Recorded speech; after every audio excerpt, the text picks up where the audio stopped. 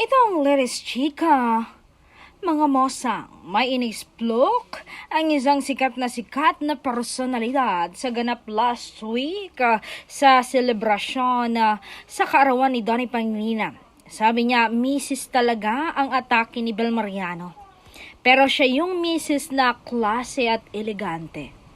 What I love most is how Bel gives Donnie space to socialize with his friends and family. Belle really know when to act and how elegant she is when she does.